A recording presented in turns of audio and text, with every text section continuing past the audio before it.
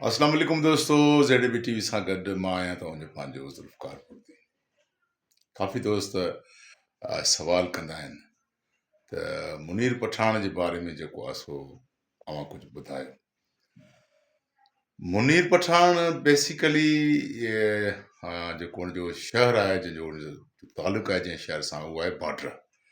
असुल पाण बाड्रा जा आहिनि ऐं हुन खां पोइ वरी कराची शिफ्ट थिया नौकरी जे सिलसिले में, छाकाणि त मुनीर जे वालिद साहब खे जेको आहे सो नौकरी हूंदी हुई सरकारी, हिन जे करे कराची शिफ्ट थिया ऐं कराची शिफ्ट थियण खां पोइ जेको आहे सो मुनीर बल्कि स्टेज खां स्टार्ट मुनीर जो हुयो, पर उन खां पोइ टेलीविज़न जी दुनिया में मुनीर PTV खां स्टार्ट वरितो ऐं PTV ते इलाही मशहूरु ड्रामा मुनीर पठान जे नाले ते आहिनि। काफ़ी ड्रामा आहिनि जेके जंहिंमें हथे गुल मेहंदी आहे ऐं यार आहे, काफ़ी ड्रामा आहिनि जिन में मुनीर तमामु बहितरीनु किरदार अदा कया। हीरो जा बि किरदार अदा कयईं ऐं पंहिंजो विलन जा किरदार बि अदा कंदो रहियो। सो मुनीर TV जे ड्रामनि खां पोइ जॾहिं असांजा प्राइवेट चैनल्स आया त KTN तां हुन तमामु सुठा ड्रामा ॾिना ऐं तमामु बहितरीनु KTN जी जेकी पहिरीं टेलीफिल्म जेका असद कुरैशीअ जी हिदायतकारी में हुई दरिया पार, उनमें दरिया पार में बि हुन वॾेरे जो किरदारु अदा कयो शहबाज़ दुरानी साहब जे पुट जो। ऐं दरिया पार तव्हांखे ख़बर आहे त ब्लॉक बस्टर फिल्म हुई जिन तमामु सुठो बिज़नेस कयो ऐं वॾो नालो कमायो।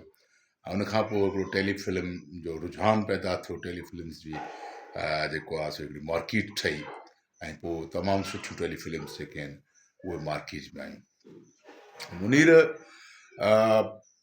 पोइ वरी आहिस्ते आहिस्ते, छाकाणि त मुनीर खे बि सरकारी जॉब आहे, पाण उन टाइम माना KEC सॾी हुई, पर हाणे उनखे के इलेक्ट्रिक चवनि था। सो पहिरियां जेकी मुनीर जी पोस्टिंग हुई उहा एॾी माना हुई, उन मां उनखे लीनियंसी मिली वेंदी हुई जंहिंखे असीं मोकल चवंदा आहियूं। मोकल मिली वेंदी हुई त पोइ हू ड्रामा करे वठंदो, ख़ासि तौर ते इंटीरियर में जेको माना रिकॉर्डिंग थींदी जंहिंमें कशाला ड्रामो हुयो ऐं काफ़ी ड्रामा हुया जिन मुनीर पठान जेको आहे सो बारी जूं वाटूं हुयो ऐं जंहिंमें हू किरदारु अदा कंदो हुयो। पर हाणे छाकाणि त हिकु ज़िम्मेवार पोस्ट ते आहे, मुनीर खे पाण के इलेक्ट्रिक में हिकिड़ी ज़िम्मेवार पोस्ट आहे, उन ते हू जॉब करे थो, जंहिंजे करे हुनखे वक़्तु नथो मिले त हू ड्रामनि खे टाइम ॾिए। उहो त बहिराड़ी जा ड्रामा हुजनि, इंटीरियर सिंध जा ड्रामा हुजनि, मुंहिंजी छाकाणि रिकॉर्डिंग इंटीरियर में बहिराड़ी में थींदी आहे, जंहिंमें लाड़काणो दादू जिते बि रिकॉर्डिंग थींदी आहे त हू टाइम कढंदो हुओ। पर हाणे पंहिंजी सरकारी जॉब जी मसरूफ़ियतुनि जे करे हू वक़्तु नथो ॾेई सघे, बल्कि हुनखे शौक़ु त वॾो आहे, छाकाणि त बेसिकली पाण वॾो तमामु सुठो अदाकार आहे ऐं अदाकारी जे मैदान में हुन जेतिरो हुनखे वक़्तु हुयो ऐं अञा बि पूरो उमेदु आहे त जीअं ई मूंखे वक़्तु मिलियो त मां सिंधी मीडिया जे लाइ जेके बि ड्रामा आहिनि या टेलीफिल्म्स आहिनि या सिनेमा जी फिल्म आहे उनमें इंशाअल्लाह मां कमु कंदुसि।